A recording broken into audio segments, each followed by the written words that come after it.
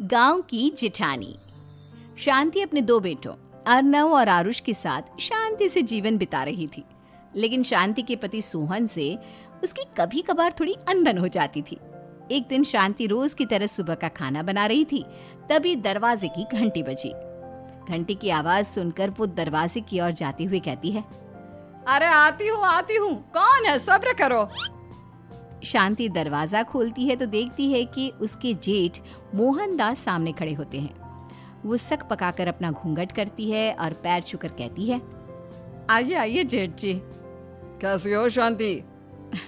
जी मैं तो बिल्कुल ठीक हूँ, सब आपकी मेहरबानी है भाई साहब। शांति और मोहनदास की बातें सुनकर शांति का पति सोहन और उसके दोनों बेटे बाहर आ जाते हैं।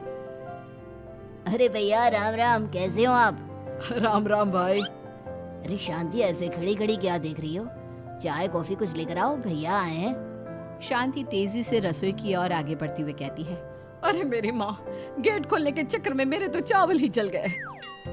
वो दौड़ी दौड़ी रसोई में जाती है और देखती है कि सारे चावल जल गए हैं। वो दोबारा चावल बनाने में लग जाती है। इतने में सोहन आवाज लगाता है, अरे शांति, तुम्हारे चावल का रोना खत्म हो गया हो तो चाय ले आओ। जी लाती हूँ अभी। शांति जल्दी जल्दी चाय बनाती है और मोहनदास को चाय देती है। सब एक दूसरे की खैर खबर पूछते हुए चाय पीते हैं। चाय खत्म होती ही मोहनदास शांति की ओर देखते हुए मजाक में कहते हैं, शांति, अब तुम्हारी चाय में दम नहीं रहा, अब हमें चाय बनाने वाली बदलनी पड़ेगी। ये कैसे मुमकिन होगा जेठ जी? घर और बाहर का सारा काम मुझे ही करना पड़ता है और कभी कभी जल्दी जल्दी के चक्कर में काम बिगड़ जाते हैं, जैसे आज चावल जल गए। अरे इसी का तो हल लेकर आया हूँ। मैंने रिश्ता देखा है अर्नव और आरुष के लिए। दोनों लड़कियां बहुत सुंदर और सुशील हैं। अगर आप दोनों इजाजत दें तो बात करूँ आगे। सोहन और शांति रिश्ते की बात सुनकर कहते हैं, अब ठीक है, बात चलाइए ना भैया, पर पहले लड़की के बारे में कुछ बताइए तो सही। हाँ हाँ भाई साहब, लड़की कैसी है, परिवार कैसा है, कहाँ के रहने वाले हैं? देखो, परिवार तो बहुत अच्छा है, पर वे दोनों लोग बहुत गरीब हैं। दहेज में कुछ मिलेगा नहीं। अरे हमें दहेज में कुछ चाहिए भी नहीं, बस लड़की संस्कारी होनी चाहिए। एक लड़की तो पढ़ी लिखी है और शहर की रहने वाली है, पर दूसरी अपनी गरीबी की वजह से पढ़ न सकी और गांव में रहती है, लेकिन दोनों है बहुत खूबसूरत। अगर तुम सबको देखते ही पसंद ना आ जाए तो मेरा नाम बदल देना। हाँ, पर तो हम आंखें मूंद कर भरोसा कर सकते हैं भैया। आप आगे बात चलाइए, हम शादी करने को तैयार हैं।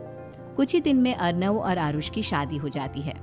आरुष की शादी अनपढ़ लड़की मंजरी से हो जाती है, जो कि बहुत भोली भी होती है, और अर्नव की शादी पढ़ी लिखी लड़की तनुजा से हो जाती है, जो कि घमंडी और चालू होती है। एक दिन मंजरी घर के काम कर रही थी कि अचानक शांति उसे आवाज लगाती है, बड़ी बहू, ओ बड़ी बहू, मंजरी जल्दी यहाँ आओ। मंजरी जल्दी जल्दी शांति के पास जाती है। बेटा मेरे पैर दबा दे, बहुत दर्द हो रहा है। जी माँ जी, बस बर्तन धोकर आती हूँ। अरे बैठ यहाँ, मेरे पैर में बहुत तेज दर्द हो रहा है, बर्तन छोटी बहू धो लेगी। मंजरी शांति के पैर दबाने लगती है तो शांति तनुजा को आवाज लगाती है, छोटी बहू, ओ छोटी बहू। तनुजा थोड़ी देर से आराम से चलकर आती है। जी माँ जी, आपने बुलाया मुझे? आपको कोई काम था क्या?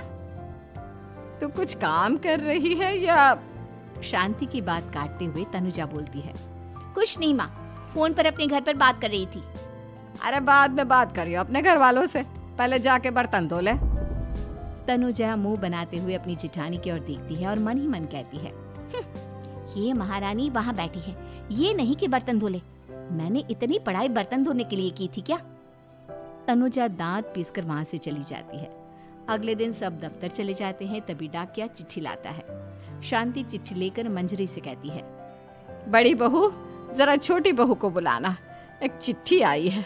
मेरी तो आंखें कमजोर है तो मुझसे पढ़ा नहीं जाएगा। मंजरी तनुजा के पास जाकर कहती है, तनुजा, तुम्हें माँ जी बुला रही हैं। मुझ पर हुक्म मत चलाओ, काम बताओ काम। अरे मैंने तुम पर कहाँ हुक्म चलाया, और हुक्म चला भी दूंगी तो क्या हुआ? तुम तो मेरी छोटी बहन की तरह हो ना। तुम जैसी अनपढ़, जाहिल और गांव की गवार मेरी बहन नहीं हो सकती। बेचारी मंजरी तनुजा की बात सुनकर अपना सा मुंह लेकर रह गई। कोई चिट्ठी आई है, माँ जी तुमसे पढ़वाना चाहती है, बस इसलिए बुला रही हैं। मुंह टेढ़ा करके तनुजा मंजरी का मजाक बनाती हुए कहती है, अनपढ़ कहीं की। तनुजा का ऐसा बर्ताव देखकर बड़ी बहू बहुत दुखी होती है। तनुजा को अपनी पढ़ाई का घमंड इतना हो गया कि अब वो घर के कोई काम नहीं करती और अपनी जिठानी का मजाक बनाती रहती। तनुजा का ये बर्ताव अब उसकी सास को भी नजर आने लगा था। एक दिन शांति ने अपनी बड़ी बहू से कहा, मंजरी, तनुजा हर समय तुम्हारा मजाक उड़ाती है, तुम्हें गुस्सा नहीं आता क्या? आता तो है माँ जी, लेकिन मैं क्या करूं? जब भी उसे कुछ बोलती हूँ वो और भी जली कटी बातें मुझे सुनाकर चली जाती है। मैं उसे अपनी छोटी बहन की तरह प्यार करती हूँ, लेकिन उसके दिल में मेरे लिए कोई इज्जत नहीं। बहू, तूने वो कहावत सुनी है, जुल्म करने वाले से ज्यादा जुल्म सहने वाला अपराधी होता है। मंजरी अपनी सास का इशारा समझ जाती है। वो अपनी देवरानी को सबक सिखाने की ठान लेती है और एक दिन शांति अपनी दोनों बहुओं के साथ बैठी थी तो शांति अपनी बड़ी बहू से पूछती है, अरे बहू, शाम होने को है, कुछ सोचा है क्या बनेगा खाने में? माँ जी, मेरे तो सर में बहुत दर्द है आज। मेरी प्यारी देवरानी ही कुछ अंग्रेजी खाना बनाकर खिलाएगी। सुना है पढ़े लिखे लोग अंग्रेजी खाना बहुत अच्छा बनाते हैं, क्यों तनुजा? इतना कहकर मंजरी अपनी सास की ओर देखकर मुस्कुरा दी। तनुजा अपनी तारीफ सुनकर बहुत खुश हो गई। इतने में शांति कहती है, ये तो सच बात है छोटी बहू, ये तो मैंने भी सुना है।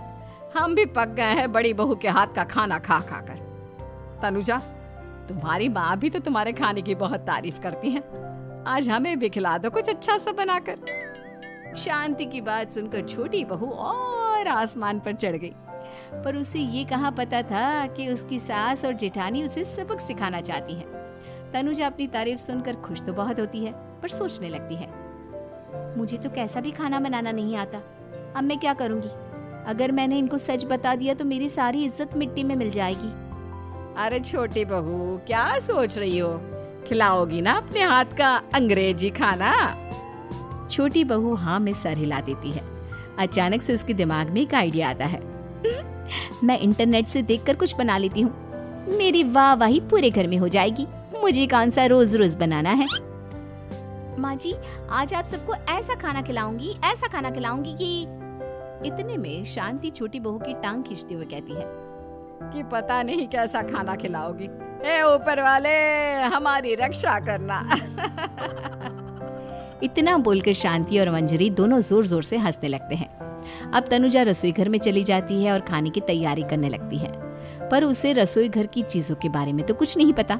जैसे तैसे सारी चीजें निकालती है और इंटरनेट पर देखकर खाना बनाती है। कुछ ही देर में सब लोग घर आ जाते हैं। अरे सुनते हो, आज का खाना हमारी छोटी बहू बना रही है। अरे वाह, आज तो फिर कुछ अंग्रेजी खाना खाने को मिलेगा। कुछ ही देर में खाना बन जाता है तो छोटी बहू सबका खाना लगा देती है।